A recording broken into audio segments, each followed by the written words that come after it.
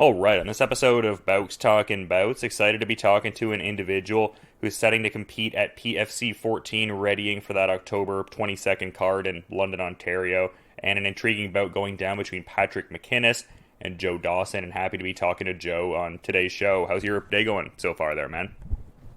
Good, good. Been busy, but it's been good. How about yourself? No, I'm doing well. I appreciate you asking. Just good to get some insights ahead of this fight and everything. I'm noticing this is a big one for you, though, just readying to make the professional MMA debut after like a pretty extensive, background in amateur boxing and wrestling. So how do you feel just like in pretty close proximity to making the pro MMA debut? I feel good, actually. I think maybe might be different to other competitors. Like I feel like the closer and closer I get to the date, the more like calm and maybe less nervous I get. I've just kind of always been like that with fights and wrestling tournaments and everything. Just the closer I get to the competition, I feel more kind of like, I guess, chilled out and at peace and kind of excited to get going. Yeah, where do you think that temperament comes from? Because there are certain people that kind of go in that direction of like almost looking at competition day as like a daunting, almost like next level thing, like separate from the preparation. Is it just because you've been like involved in those previous martial arts so much and it kind of developed that certain level of familiarity, or like what would you attribute to that temperament, I suppose? Yeah, I would say that. I would say experience competing generally, I think works a lot. Like I've been in sports ever since I could move, basically as a kid. So a lot of hockey, a lot of rugby, and then started with the wrestling and the boxing and then mixed martial arts and just having competed regularly. And then also being on the other side of it as a coach. I've been coaching high school wrestling for a long time now and just kind of being on that side of it, just being around competition, like you find your groove. Yeah, I'm not sure what else. Maybe I've been a firefighter for years now, so I think maybe that could attribute to it as well, just being kind of calm and in the moment. So. And when you were like, you mentioned like some of the previous athletics there, and I did mention the previous like boxing and wrestling. Was the idea to eventually always compete in mixed martial arts, or were you just kind of enjoying those like individual sports, and then MMA kind of popped up as a potential opportunity more so like later on? I'm not sure. When I started wrestling, I didn't truly know that much about mixed martial arts. I'd seen like the odd UFC and the odd Pride, and that was basically it. And then I started wrestling, and I'd kind of known how to box for most of my life after being taught by my dad, and started wrestling and started boxing, and I realized that I enjoyed both of those sports better when they were combined. Kind of like when I could use the techniques of my boxing and my wrestling and put it all together into mixed martial arts. That's when I kind of knew that MMA was the way for me forward. It's just the less rules, the better for me. Yeah, and you've already got the base and like a couple disciplines, so you could understand why it'd be like a fluid kind of transfer over and almost a new challenge in the same kind of breath too, though. But you did mention coaching and some of the experiences you have gotten from that there. Does that almost like refine the technique even further in a different way, just really like drilling the basics to newer people who've never seen it before? Like maybe it creates like an ever galvanized understanding of the basics for someone like yourself. Oh yeah, for sure. Like when I started coaching more and more, like over the years, like the further I got away from school, like the more I got involved in the coaching. And yeah, like you can't teach a technique unless you fully understand it and understand its application and where it works and where it doesn't, and where it might benefit one athlete and it might not benefit another athlete. Like that was one of the things, especially in wrestling, like I had so many different body types and personalities in the room that I would come up with game plans and strategies and moves that the wrestlers would focus on based on who they were. So I don't have like a one size fits all coaching style. So I kind of, I guess, contour every fight style to the athlete.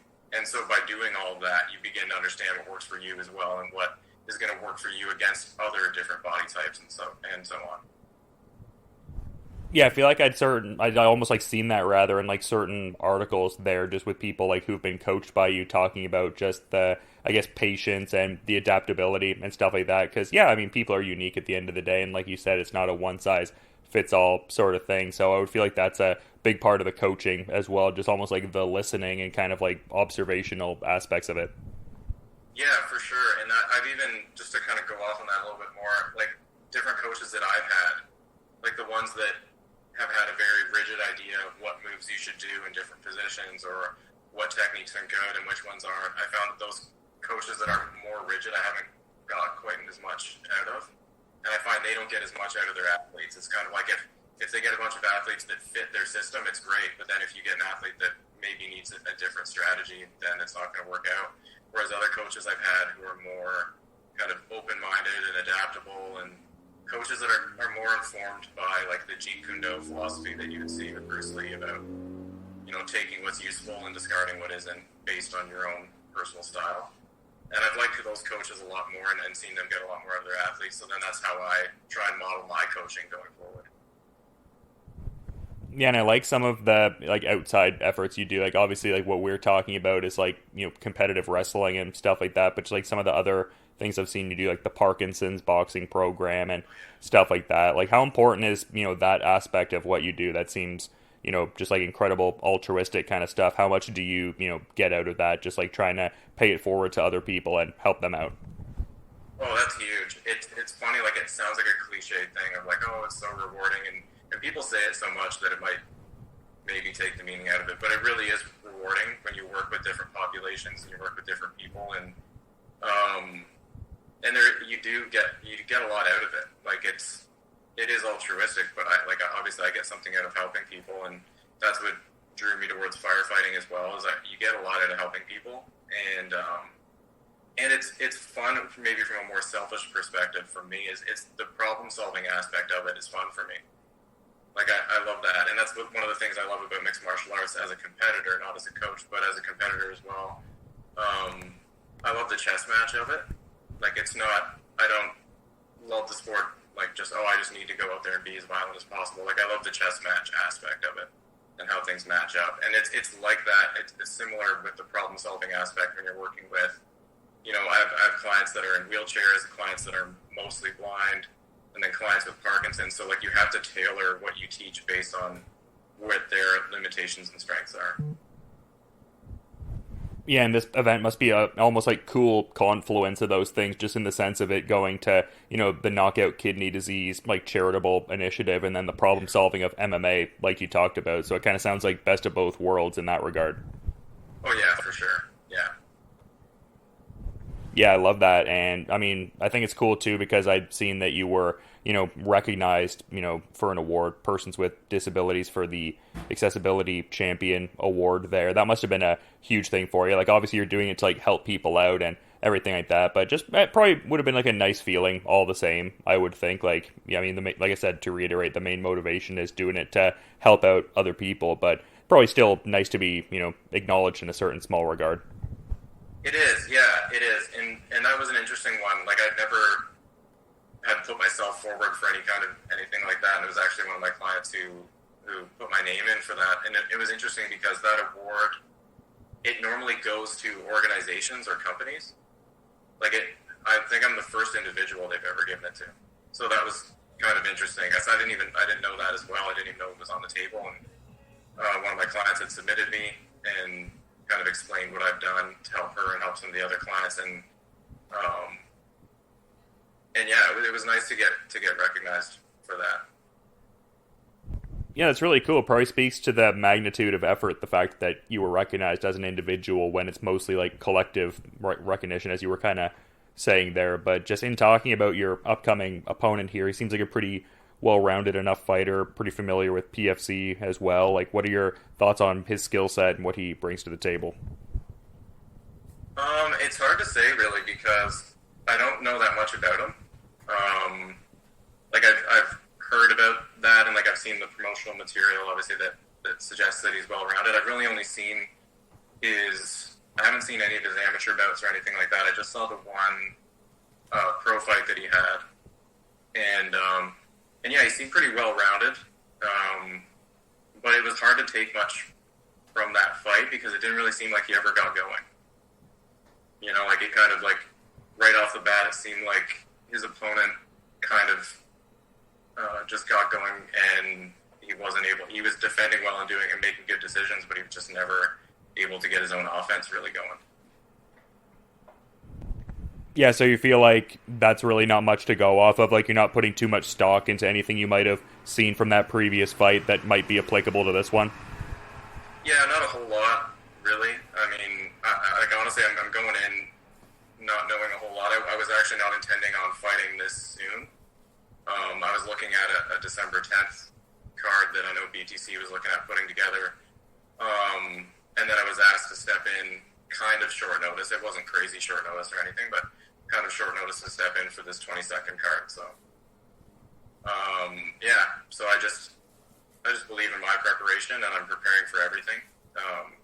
Because even then, like, he might have had a different strategy going into that fight, and then with this fight, he might come in with something else. So I'm just kind of training more generally, and we'll see what happens. Yeah, and whereabouts are you mostly training ahead of this one? Like, what's the primary, like, gym space you've been getting in work, or is it, like, a bit of cross-training kind of going on? So, in Peterborough, there really isn't a mixed martial arts gym. There's nowhere where you can really do everything. So, the way I've been training, it's almost kind of a throwback to, like, the early days of mixed martial arts when you'd have people go to multiple different gyms and train disciplines kind of separately, and it's not that backward, but I am having to kind of go around to different gyms. So for the most part, I train out of my own gym. So I built a garage gym at my house, and that's where I bring in sparring partners and I bring in coaches, and then I just kind of do my practices in my own gym. But there's also a 10th Planet in Peterborough, which I've been going to for years now as well, because I can handle the wrestling aspect of it, and I have striking coaches, and obviously, like, I can grapple and everything, but I wouldn't want to handle my own jiu-jitsu practice, so that's where I go to 10th Planet. Yeah, and you mentioned initially targeting, like, a December BTC fight, but then this opportunity kind of came about. Like, I guess what prompted the shift there? Like, you talk about the, confidence and the preparation and things of that nature. Was it just more of that? Like, he'd already been working pretty consistently and diligently anyway, so it's like, might as well get to it sooner rather than later. Was there a certain moment where you started leading into the idea of, like, I know it'd be good to maybe fight even sooner than December? Yeah, I'm pretty eager to get in there and compete. It's been a while due to the pandemic and being busy with work and other things like that, where I haven't been able to compete, so pretty much the first opportunity I jumped on. And then also, I normally would fight at featherweight, like 145, and if I was at the level of, like, the UFC, I'd probably go even lower, like down to bantamweight, just based on my frame. But with this fight, it's at 155, so I took it also because I wouldn't have to do as drastic of a cut and worry too much about the weight cut and worry too much about all that. Like I'll be coming in with a fairly easy cut. I'll have a bit higher body fat probably, but it shouldn't really matter as much. Well, no, that kind of makes sense, though. So, like, I mean, in a relative sense, closer enough to you're walking around weight. Like, obviously, there'll be a bit of a cut, but far less. Yeah, it'll just be, like, kind of like a fairly simple water cut, and then that'll be it, because I'll be, like, going into fight week, I'll be close enough that it won't be a huge water cut. Yeah, no, the thing with, like, the amateur wrestling base, I mean, obviously you've got some, other combat sports experience, but just in the context of the water cutting, I feel like you'd have that all down to a science at this point, just with the amateur wrestling experience previous. I do. I have a pretty good understanding, but honestly, when I wrestled, and the same thing for when I boxed, I didn't cut weight very much. There were, like, when I wrestled in nationals, I cut weight for that because, like, obviously it's national, it's a big tournament. But then for, like, most of the tournaments I did, it was whatever I weighed, I just walked in. Like, I didn't really do, like, a huge cut for that. And then for boxing, all of my fights, you weighed in the day of the fight. So I wouldn't cut any water. It was actually more the other way, where I would just get as lean as I could without being too deprived. So I'd be as close to the weight as I could be. Yeah, and I'd seen like you had a post a few years ago, like talking about returning to boxing competition after dealing with like a myriad of injuries and stuff like that. And it really seems like you are, passionate about boxing. I guess I'm curious, like, to get specific recollections of that given night. And do you think there's more boxing bouts to be had in the future, or is it mostly MMA from here on out? For me, I would rather focus, like, MMA is the thing that's the most interesting, and I feel like where I can use a lot of my other skill sets that I obviously wouldn't be able to use in boxing. Yeah. And I think honestly I would get, like, I have a bit of ADHD, and I think I would get bored if I was only in one combat discipline. And that's what another thing that draws me to MMA is that there's so many different things. Like, it's not just every day's boxing practice. Like, there's boxing, there's kickboxing, wrestling, and the grappling practices, and so it changes it up and keeps things fresh. So that's what I think would draw me more to MMA. And then also, the thing I like about MMA is that it's more applicable for a street fight or a self-defense situation. Whereas, like, the rules of the individual arts, they kind of they create false senses of security, I guess you could say. So that's what would draw me to that. But I wouldn't rule out boxing. I would definitely do it again. I do love boxing, but it's just I think I prefer MMA. Yeah, I can get what you're laying down in that sense, though, for sure, man. But yeah, great getting some insights from you ahead of this fight and all that. But you've been really good with your time, and I do want to be mindful of the rest of your schedule too there, Joe. So to that point, is there... Yeah, but I'm just wondering if maybe there's anything you might want to add as a parting thought as we're kind of wrapping up here. I appreciate the insights and time. Oh, well, thanks for reaching out. I appreciate the interview. And yeah, nothing really other than if people listening are looking to come to the fight and maybe deciding whether they should or not, or whether they want to watch my fight. I've never been in a boring fight, whether it's MMA or boxing, and I've never been in a boring wrestling match even. So it'll be entertaining either way, whether I win or lose. Yeah, it's a fight I'm very much looking forward to when you and Patrick MacInnis step in the cage there at Budweiser Gardens, and people can check that out if they're in the London area October 22nd and get their ticks at pfctix.com. And looking forward to being there myself and checking out PFC 14. And to reiterate, I really appreciate you coming on the show and giving insights there, Joe, and just, yeah, you enjoy the rest of your day. Yeah, you too. It'd be nice to meet you in person there, Dylan. Yeah, no, I look forward to it, man. Sounds good. We'll make a plan for London there. All right, sounds good. All right, on this episode of Bowks Talking Bouts, excited to be talking to an individual set to compete at PFC 14 knockout kidney disease, and that goes down October 22nd. And a very intriguing lightweight bout with David Dawson and Patrick MacInnis getting out there and testing skills, and happy to be talking to Patrick on today's show. How's your day going so far there, man? It's going good. Did some conditioning this morning with one of my Boston coaches, and, it was pretty brutal, but we survived. Yeah, and who were you getting in that, specific work with there? Like, who were you sharpening that part of your game with? What's that? Sorry, you cut out a little bit there. Oh, I said you were working with your boxing coach there. Like, who were you sharpening the tools with there? Tim Stander, his name is, at Ironworks Fitness.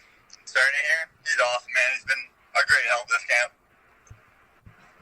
Yeah, it seems like you've had some good people to work with historically and stuff like that too. Like, I was, talking to Jesse Ronson before he was fighting Hoffa Garcia there, and Jesse shouted you out as like a pretty key training partner amid that time. So that's a pretty good look, like a really experienced guy, a guy fighting in the UFC, giving you that kind of look and those praises and all. Yeah, absolutely. Jesse Ronson, me and him go back quite a ways, I guess. But he was a big help for my last camp. And even now, he just got back after his fight, tough loss. But just went to adrenaline there last Friday, and I was doing some sparring, did really well against the guys. And he happened to be there and kind of just popped in and cornered me as I was sparring, and was a big help. So, he's got my back when it comes down to things. And yeah, Pioneer John Frazier, my main coach. Andrew Elliott, he's also Jesse Ronson's cornerman. He's going to be in my corner this fight. So yeah, I got a lot of support, a lot of good guys backing me up for this fight. So feel good about it. Yeah, and that's another great guy to mention. I mean, someone that's like so legendary in the Canadian scene and really a pioneer in many regards. It must be invaluable having a guy like that in your corner, like probably under the proverbial learning tree a fair bit. Oh man, I can't even explain it. Like the guy's an animal. You know, he just has a plethora of knowledge, and just his sheer grit is inspiring. You know, like he's such a mental warrior. I remember in one of my fights, I was coming out of the second round, I think, and I turned to him and I was like, John, I'm exhausted, you know? And he's like, no, you're not tired. It's just in your head. And it kind of just woke me up. And yeah, you know, it's crazy how much mental performances and fighting. So he's good for that. Yeah, I would think that would be so invaluable. I mean, a lot of the game definitely being mental, as a lot of fighters have talked about there. But something that I thought was interesting, I was seeing some, grappling industries photos that you had there kind of recently. Like, how much does that kind of inform the overall MMA game? Like, obviously, it's in a different, isolated sort of discipline, but I would think that would bolster the confidence in the jiu-jitsu game that much more, just getting in that, like, purple belt kind of competition and whatnot. Yeah, absolutely. Just like you said, it helps with just getting in the mindset of competing, just understanding that the jitters are real, they're a natural thing, and it's just how you control them and use them towards your performance that dictates the outcome, so it really helps to get in there, and I'm not as worried, like jiu-jitsu is just fun and games for me, I like to get in there and give it my best shot for sure, but at the end of the day, I know I'm not going to get punched in the head. So, it's kind of more chill for me to just get in there and try to do what I do best. And, take the guys out. Yeah, for sure, and a similar sentiment I would think could be extended to like past like kickboxing efforts you've had, and kind of within that shows the familiarity with the promotion and everything like that, just having fought at, the PFC 7 knockout kidney disease event under kickboxing rules, and also having fought for them under, amateur MMA rules. So how does it feel getting to fight under them professionally? Is there that sort of sense of like competitive familiarity and relative comfortability in a certain sense? Yeah, kind of. I know what you mean. Like, yes, I would say so. I know the promoters pretty well, and, it'll be a familiar setting for sure. But, at the end of the day, this is the big leagues, this is my professional record, and that's on the line. So, there's no slip-ups when it comes to these boys. So, there'll definitely be a familiarity, but, I gotta stay sharp. Yeah, and I mean, this being the sophomore effort there, and had the pro MMA debut earlier this year, like obviously not within the binary of like what you would have wanted in terms of like the outcome specifically, but like I'd imagine there's certain takeaways and lessons learned from an experience like that, just that BTC 14 fight you had in March. Yeah, absolutely. I think a big part of that was just an adrenaline dump. I just wasn't all there by the time I even got to the venue. I don't know, I was shook.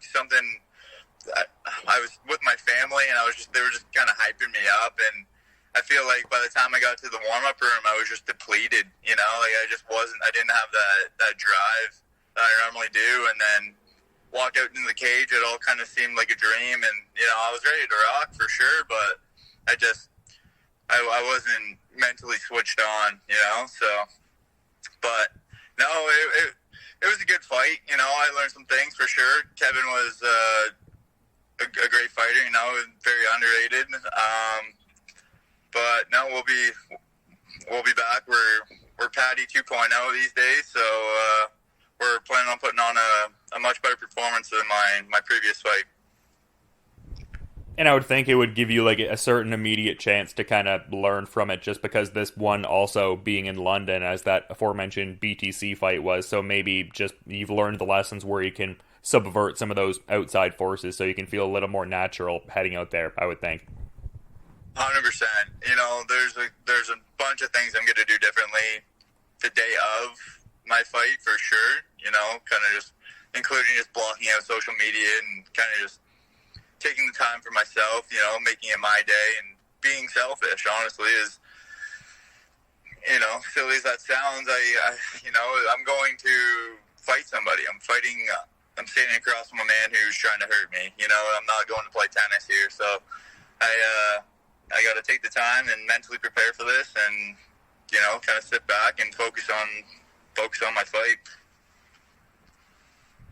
And I guess something that I was also kind of curious about, just as a brief aside before we get into the fight, because I was noticing you had like an IG announcement sort of earlier in the year, and it would indicate that you have a couple more fights on your BTC contract there, and it looked like someone tried to get going there in the summer but didn't necessarily pan out. Are you looking to take a couple more fights with BTC after this PFC fight, or how are things, I guess, working out on that end? Yeah, no, absolutely. I would like to definitely finish off my contract. I still have 2 fights with them, so by all means, I want to get back on their roster. But yeah, man, I don't know. I was just going through some stuff, some personal things throughout the summer, and, you know, I felt physically there, but mentally I just, you know, I wasn't. So that's just what it comes down to, dude. I just needed to take some time and focus on some things, and yeah, make a full comeback, and I feel ready now.